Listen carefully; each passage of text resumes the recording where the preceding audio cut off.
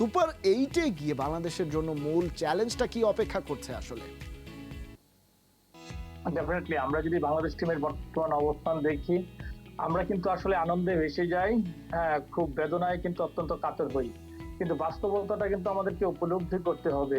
আপনি দেখেন যে এইবার যে ওয়ার্ল্ড কাপ যে পিকচার যে ফরম্যাটটা করা হয়েছে, যে আপনার 8টা টিম সুপার 8-এ যাচ্ছে।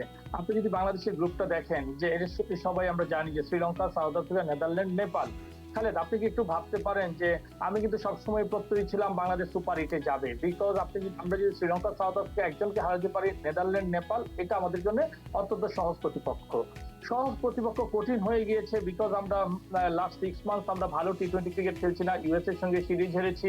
তো সবকিছু মিলেই কিন্তু আমরা একটু ব্যাকফুটে ছিলাম, বাট বিশ্বকাপে আমাদের ছেলেরা সুপার 8-এ যাবে। এই যে টুর্নামেন্টের ফরম্যাট, সেই ফরম্যাট কিন্তু বাংলাদেশকে কিন্তু আমি বলবো যে ফেভারিট হিসেবেই দেখছি।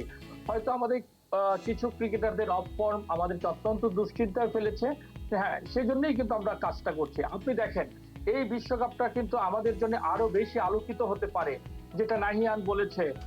আমরা যদি সাউথ আফ্রিকার ম্যাচটা কিন্তু আমাদের প্রায় 18 ওভার এর মধ্যে আমাদের শেষ করা জি, কিন্তু নাহিয়ান ছিল। যেটা বলছিলেন যে তো সাউথ আফ্রিকার বিপক্ষে আসলে খুবই অল্পের ব্যবধানে, অল্পের জন্য, এবং বলতে গেলে আসলে কপালের দোষেই শেষ পর্যন্ত হারতে হয়েছে বাংলাদেশকে। সেই জায়গায় কিন্তু দেবব্রত পাল আমরা দেখছি যে বড় বড় দলগুলো, ইংল্যান্ডের মতো দল কিংবা আমরা দেখেছি শ্রীলঙ্কা, নিউজিল্যান্ডের মতো দল, তারা আসলে খুব একটা সুবিধা করতে পারছে না। সেখানে ছোট দলগুলোর বিপক্ষে বাংলাদেশ সুবিধা করতে পারছে, এবং সেই চ্যালেঞ্জটা আসলে বাংলাদেশ কিভাবে নিচ্ছে, সামনেও নিতে হবে নিশ্চয়ই।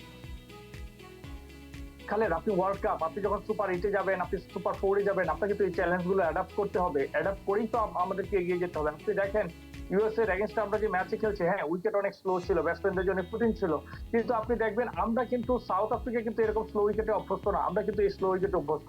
আমি নিউ ইয়র্কে মাঠে বসে খেলা দেখেছি, এখনো আছি। আপনি দেখেন, হ্যাঁ, পিচটা কিন্তু আমরা মোটামুটি অভ্যস্ত। আপনি দেখেন সাপোর্টার, ওই দিন গ্যালারি ভর্তি কিন্তু আমাদের সাপোর্টার ছিল। আপনি কন্ডিশনের কথা বলবেন, কন্ডিশনে কিন্তু এখানে টেম্পারেচার কিন্তু আপনার অনেক ভালো টেম্পারেচার কিন্তু এখানে। সো সবকিছু মিলেই শুধু বাতাসটা ছাড়া সবকিছু আমার কাছে মনে হয়েছে যে সাউথ আফ্রিকার এগেইনস্টে কিন্তু আমাদের পরিবেশটা কিন্তু অনেক ভালো ছিল সবকিছু মিলে। আপনি দেখেন এই ম্যাচের গুরুত্বটা আমি কেন বলছি বারবার, আমরা যদি সাউথ আফ্রিকার এগেইনস্টে ম্যাচটা জিততে পারতাম, আমরা কিন্তু সুপার 8-এ কিন্তু আমাদের গ্রুপটা অন্যরকম হতো, যেখানে থাকতো ওয়েস্ট ইন্ডিজ, ইংল্যান্ড কিংবা স্কটল্যান্ড কিংবা ইউএসএ।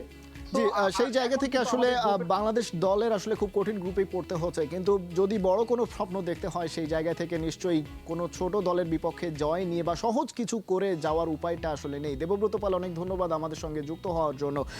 দর্শক, সাবেক ক্রিকেটার দেবব্রত পালের সঙ্গে আলোচনা করছিলাম বাংলাদেশ দলের পরবর্তী চ্যালেঞ্জগুলো আসলে কি, এবং সেই চ্যালেঞ্জ উতরাতে বাংলাদেশকে কি করতে হবে সেই বিষয়ে এতক্ষণ আলোচনা হচ্ছিল বিস্তারিত।